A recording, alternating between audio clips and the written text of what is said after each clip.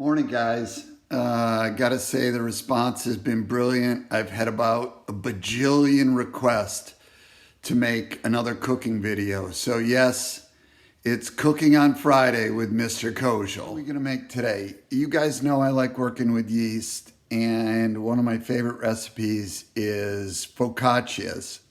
So I'm gonna make an olive tomato focaccia. It'll be an all-day process, but the video won't be that long because I don't think anybody's got that kind of attention span. So when making bread, one of the important things, if possible, is to always weigh out your ingredients. Notice I've got a scale here. My recipe calls for 500 grams of bread flour. I don't have bread flour, but on the plus side, I do have vital wheat gluten. So by adding a teaspoon or two of the vital wheat gluten to regular all-purpose flour, voila, I will have bread flour. So to my flour, I'm gonna add the 5 teaspoons of yeast. Quite a bit of yeast for recipes I'm used to, but you want a wet, bubbly dough with focaccia. And a teaspoon of white sugar. I'm going to get the dough hook going and let it mix up for a bit.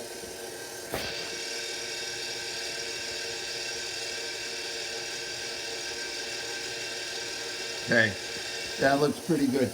Now I'm going to slowly add 2 cups of water. The nice thing about this recipe is that most of the proofing is done at room temperature, so you don't need, it doesn't have to be warm like it usually does with bread. That's another thing I like about this recipe. This is going to go all day. Not the mixing part, but the creation part. Okay, so I've got my dough. I have scraped down the sides a couple of times to make sure that all the flour is incorporated. Now, a very important piece of this recipe is the fact that I'm not adding the salt immediately on the mix. I'm gonna let the yeast start working, start doing their job for about 10 minutes. Because remember, they're getting acclimatized to their new surroundings. You're working with a living organism. And if you add the salt to it right away, it will actually diminish the yeast's capacity to produce the CO2, which is what's going to make your focaccia light and bubbly. So I'm going to set a timer for 10 minutes and come back to us. Okay, so the dough is rested for 10 minutes. So now what I'm doing is I'm sprinkling some of the kosher salt the recipe calls for over the top of it.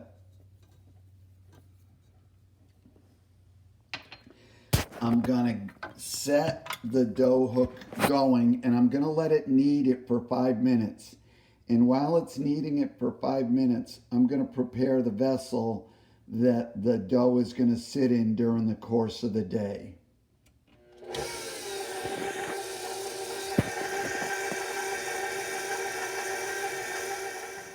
Okay, gang, so what I've done is I've put 2 tablespoons of oil, olive oil, into the bottom of this bowl. I've swirled it around a little bit, but it's still pooling at the bottom.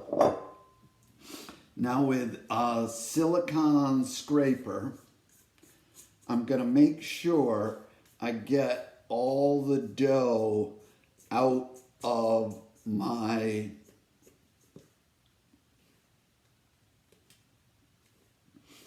I'm gonna make sure I get all the dough out of this.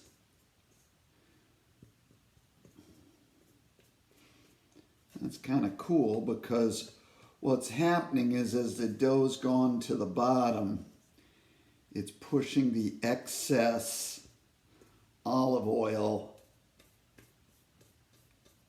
up the sides of it, which I didn't realize it would do.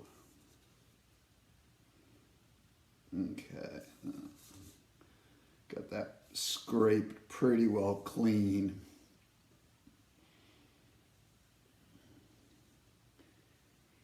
And let me just get rid of this bowl because of what we're going to do next. Okay.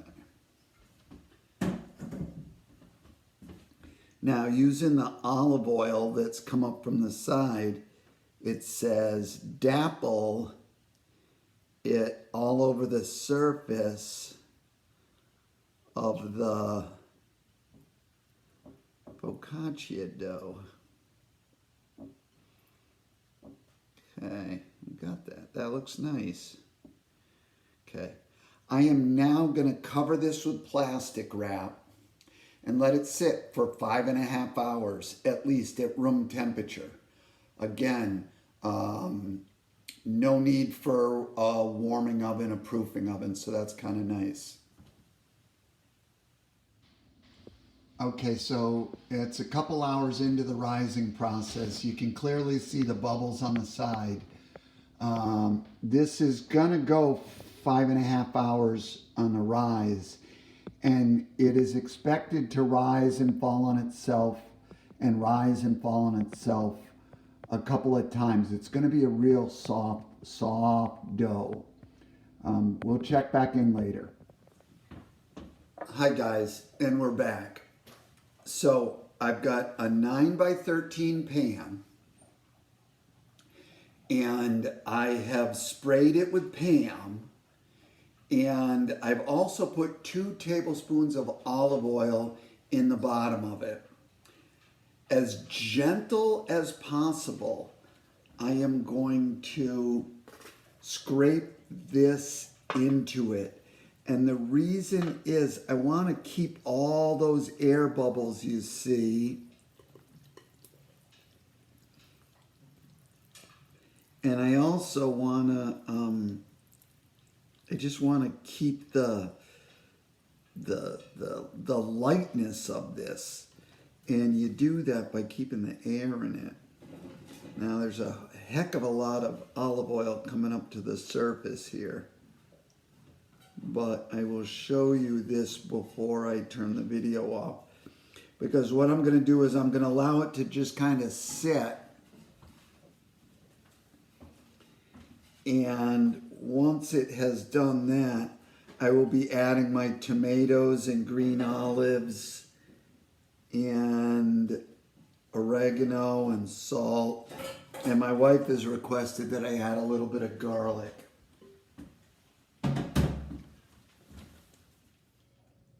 So this is what it looks like from the top. I'm gonna kind of wait for the corners to fill in. And if the corners don't fill in, I'll actually be really gentle and kind of push it out in that area.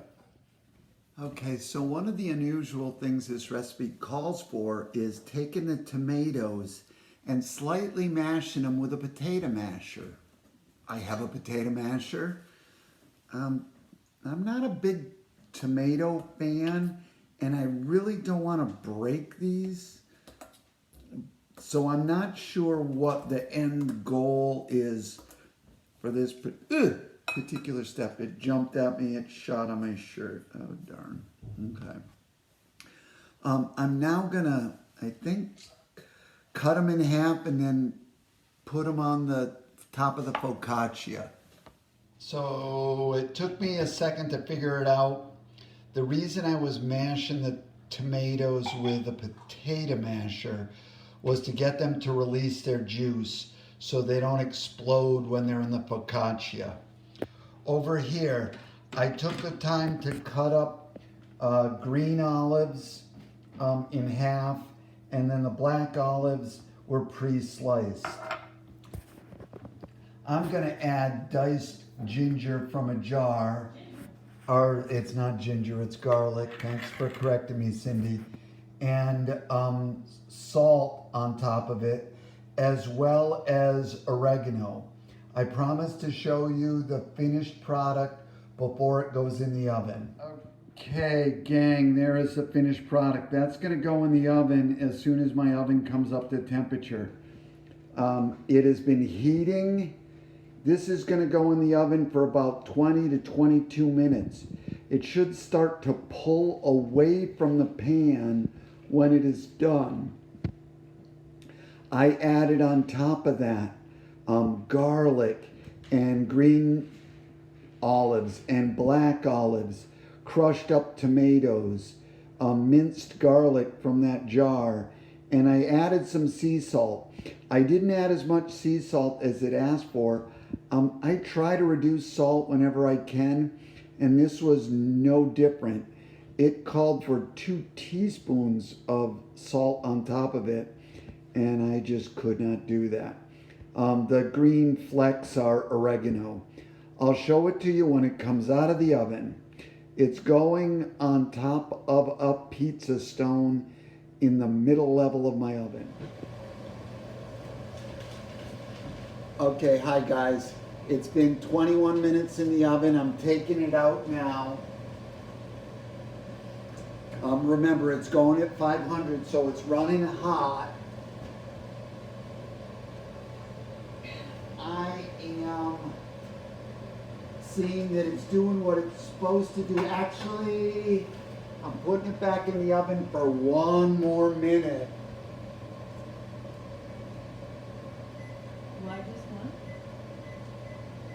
one? I'd like it a little bit browner on top. Thanks for the question from the audience. Okay, that wasn't long at all. Let me get that out of the oven now.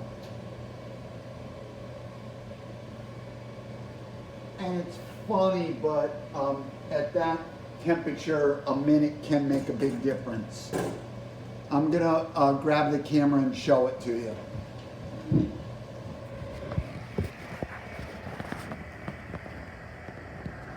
There's the finished product. I'm gonna let it cool in the pan for about 5 minutes. I'm gonna pull it out of the pan, let it cool another 30 minutes before cutting into it. So there's my finished product. I gotta let it cool. I gotta tell you, it smells outstanding. I don't know if I'm gonna be able to wait 30 minutes, but I'll do my best. Have a great evening and happy cooking. Remember, it's fun working with yeast and bread products. Please notice that people take these focaccias to completely different levels of artwork. Go crazy with this stuff if you want.